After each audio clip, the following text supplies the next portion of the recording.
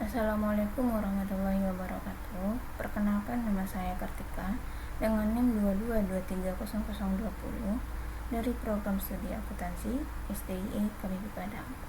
Baiklah, di sini saya akan menjelaskan sebuah artikel untuk memenuhi tugas 9 dengan tema Corporate Governance. Judul artikel saya adalah Corporate Governance Dilemma Evidence from Malaysia. Yang pertama adalah pembahasan teori yang terkait dengan tema. Teori pertama adalah stakeholder theory, menekankan bahwa perusahaan harus mempertimbangkan kepentingan semua pemangku kepentingan atau stakeholder, bukan hanya pemegang saham. Teori ini menjadi dasar GCG dalam menyeimbangkan hak dewan komisaris, direksi, dan stakeholder lainnya. Materi kedua adalah agensi teori, menjelaskan konflik kepentingan antara pemilik atau prinsipal dan manajer atau agen. Penelitian Shah-Roza pada tahun 2003 menyoroti perlunya mekanisme pengawasan untuk mengurangi risiko penyalahgunaan wewenang oleh manajemen. Yang ketiga adalah OECD Principle. Prinsip GCG meliputi transparansi, akuntabilitas, responsibilitas, independensi, dan keadilan. Prinsip ini diadopsi oleh Malaysia dan Indonesia dalam mengatur tata kelola perusahaan. Kedua adalah kasus yang dibahas. Kasus yang dibahas yang pertama adalah krisis keuangan Asia pada tahun 1997 sampai 1998,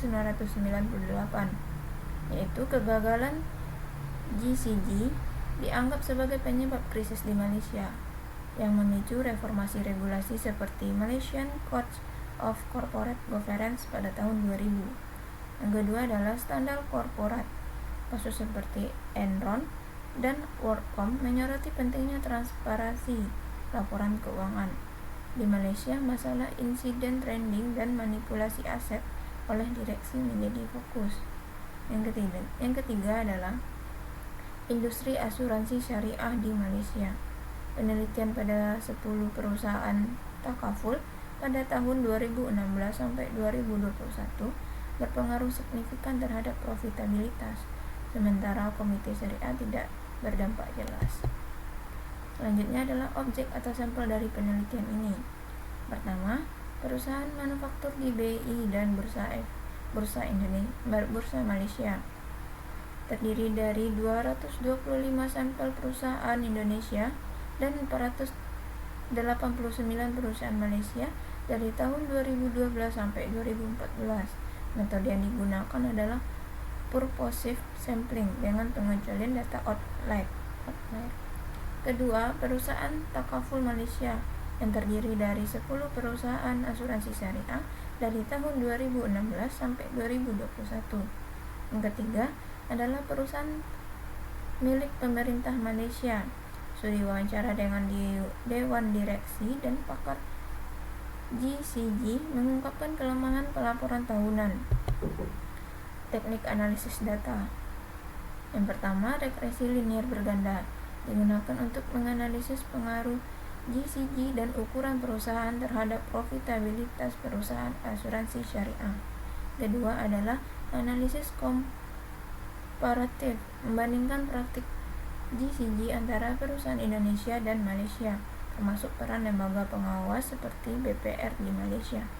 Ketiga adalah studi kualitatif, wawancara mendalam dengan pemangku kepentingan untuk mengidentifikasi kelemahan pelaporan GCG di Malaysia.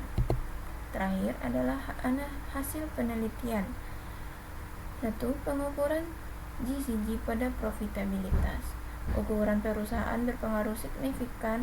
berpengaruh positif signifikan terhadap ROA, sedangkan komite syariah dan dewan komisaris tidak signifikan. Penerapan GCG di perusahaan manufaktur Malaysia lebih efektif karena regulasi yang ketat dan revisi berkala. Yang kedua adalah tantangan pelaporan GCG. Laporan tahunan dianggap kurang transparan dan tidak memenuhi kebutuhan investor. Kepatuhan formal atau box ticking tidak menjamin praktik GCG yang baik. Ketiga, peran regulasi. Malaysia menerapkan digital financial inclusion untuk meningkatkan literasi keuangan UKM dan masyarakat. Indonesia mengadopsi prinsip OECD melalui KNKG, tetapi implementasinya masih tertinggal dibandingkan Malaysia. Baiklah, sekian penjelasan dari artikel saya. Kalau ada salah, mohon maaf. Assalamualaikum warahmatullahi wabarakatuh.